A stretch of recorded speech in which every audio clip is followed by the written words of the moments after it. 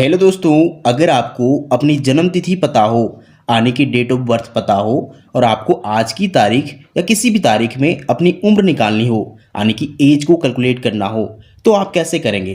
तो चलिए आज की इस वीडियो में हम बताएंगे कि अगर आपको अपनी जन्म तिथि पता हो तो किसी भी तारीख को अपनी उम्र कैसे निकाल सकते हैं।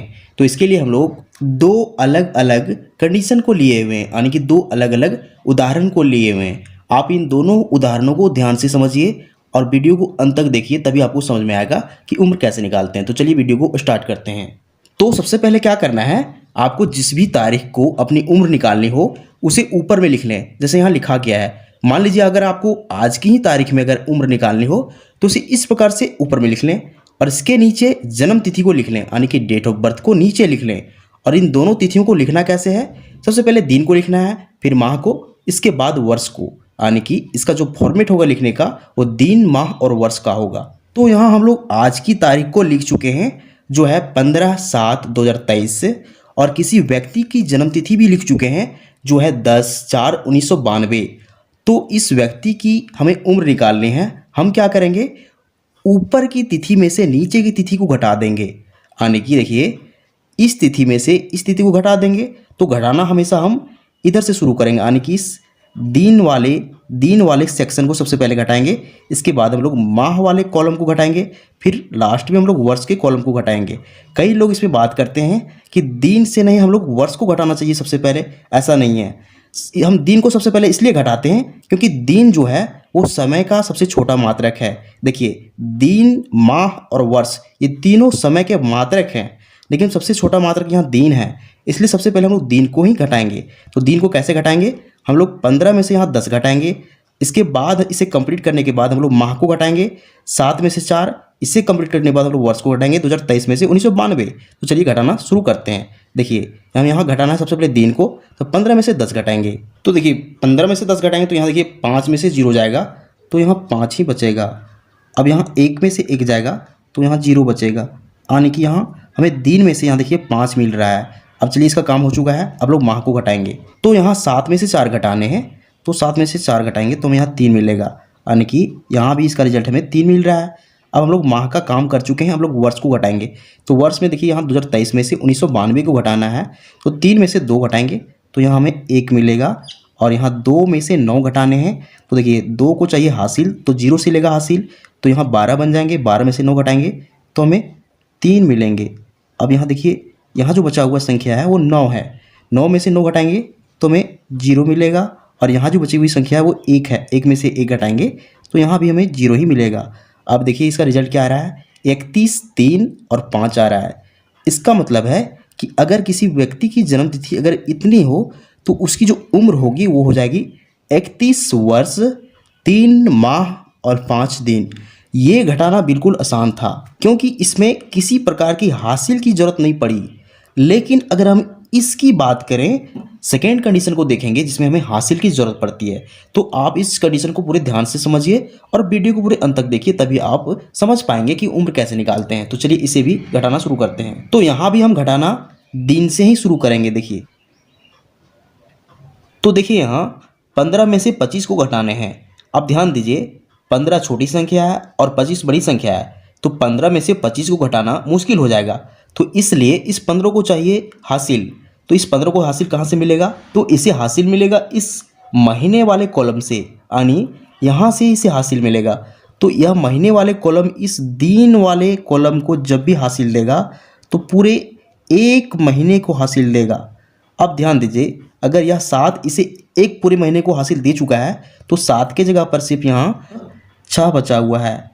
तो यहाँ जब इस दिन वाले कॉलम को पूरे 1 महीने के रूप में हासिल मिल चुका है तो हम क्या करेंगे, इस महीने को हम लोग दिन में बदल देंगे। तो देखिए 1 महीने में कितने दिन होते हैं, ये तो डिपेंड करता है महीना कौन सा है। तो यहाँ हम कैसे जानेंगे कि इस 1 महीने के बदले कितने दिन को लिखेंगे, तो देखिए यहाँ से डिसाइड होगा। इस जन्म तिथि में महीना कौन सा है, 10, यानी कि ये 10 का मतलब है कि यह अक्टूबर है, और अक्टूबर में कितने दिन होते हैं, तो अक्टूबर में होते हैं 31 दिन। इसलिए हम क्या करेंगे, इस 1 के बदले हम लोग यहाँ 31 दिन को हासिल के रूप में लिखेंगे, यानी कि ये जो डिसाइड हो रहा है कि कितने दिन लेने हैं इस 1 महीने के बदले, ये डिसाइड हो रहा है कि जन्म तिथि में महीना कौन सा है। अगर यहाँ 10 है इसका मतलब अक्टूबर है, और अक्टूबर में जो होता है वो 31 दिन होते हैं, इसलिए हम लोग यहाँ हासिल के रूप में इस एक महीने के बदले 31 दिन को लेंगे। अब हमें क्या करना है, इस 31 को और इस 15 को जोड़ देंगे, और इन दोनों को जोड़ने के बाद इस 25 को घटा देंगे, और यहाँ इस पार्ट में दिन को लिख देंगे। तो देखिए 31 और 15 को जोड़ते हैं, देखिए 31 और 15 को जोड़ते हैं तो हमें क्या मिलेगा, देखिए 1 और 5 जोड़ेंगे तो हमें 6 मिलेगा, और 3 1 4 हो जाएगा, यानी कि 46 मिल रहा है। अब इस 46 में से हमें इस 25 को घटाने हैं, तो चलिए यहाँ 25 को माइनस करते हैं। देखिए 6 में से 5 घटाएंगे तो हमें 1 मिलेगा। अब यहाँ 4 में से 2 घटाएंगे तो 2 मिलेगा, यानी कि 21 मिल रहा है। तो इस 21 को हम लोग यहाँ लिख देंगे। अब देखिए, तो हम लोग इस दिन वाले कॉलम को कंप्लीट कर चुके हैं। अब हमें इस माह वाले कॉलम को घटाने हैं। तो यहाँ ध्यान दीजिए, यहाँ 7 की जगह पर अब सिर्फ 6 बचा हुआ है, क्योंकि यहाँ 7 एक पूरे महीने को हासिल दे चुका था, तो यहाँ सिर्फ 6 बचा हुआ है। अब 6 में से हमें 10 को घटाने हैं।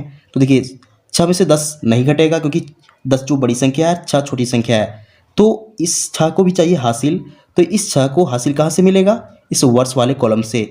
तो यह वर्ष वाला कॉलम इस महीने वाले कॉलम को जब भी हासिल देगा तो पूरे 12 महीने यानी 1 साल को हासिल दे देगा, यानी कि यहाँ से पूरे 1 साल हासिल इस महीने वाले कॉलम को मिल जाएगा। तो देखिए पहले से यहाँ 6 महीने हैं, जब 1 साल पूरे मिल रहे हैं, यानी 1 साल का मतलब होता है 12 महीने। तो 6 और 12 को जोड़ देंगे तो यहाँ टोटल कितने महीने हो जाएंगे, 4 और 12 18 महीने। अब देखिए यहाँ 18 महीने टोटल हो चुके हैं। अब यहाँ 18 में से 10 को घटाने हैं, तो 18 में से 10 घटाएंगे तो यह सिंपल घटाव है, यहाँ 8 मिल जाएगा, यानी कि यहाँ महीने के रूप में हमें 8 प्राप्त हो रहा है। अब चलिए हम लोग इस माह को घटा चुके हैं, अब लोग वर्ष को घटाएंगे। तो वर्ष में भी यहाँ ध्यान दीजिए, यहाँ 2023 नहीं है बल्कि यहाँ 2022 है, क्योंकि यह 2023 पहले था जो पूरे 1 साल को यहाँ हासिल दे चुका था। इसका मतलब यहाँ सिर्फ 2022 बचा हुआ है, तो यहाँ हम लोग 2022 मान के चलेंगे। अब 2022 में से 1996 को घटाना है, तो पहले हम यहाँ 2022 लिख देते हैं ताकि आपको कोई प्रकार का कन्फ्यूजन ना बचे। देखिए इस 2022 में से अब 1996 घटाने हैं, तो यहाँ 2 में से 6 घटाएंगे, तो 2 में से 6 नहीं घटेगा, तो इस 2 को चाहिए हासिल, यहाँ बन जाएगा 12, 12 में से 6 घटाएंगे तो यहाँ बचेगा 6। अब यहाँ 1 बचा हुआ है, 1 को भी चाहिए हासिल, तो यहाँ 11 बन जाएंगे, 11 में से 9 घटाएंगे तो यहाँ भी यहाँ 2 बचेगा।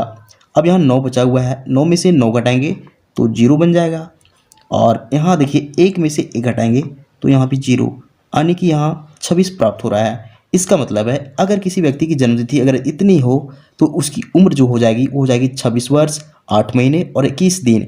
तो इस प्रकार से हम किसी भी व्यक्ति की जन्मतिथि आसान तरीके से निकाल सकते हैं। यहाँ हम लोग दोनों कंडीशन को देख चुके हैं, तो उम्मीद करते हैं आपको दोनों प्रकार के मेथड समझ में आ चुके होंगे। तो अगर आपको वीडियो पसंद आता है वीडियो को लाइक कीजिए एंड चैनल को सब्सक्राइब जरूर कीजिए। Thank you.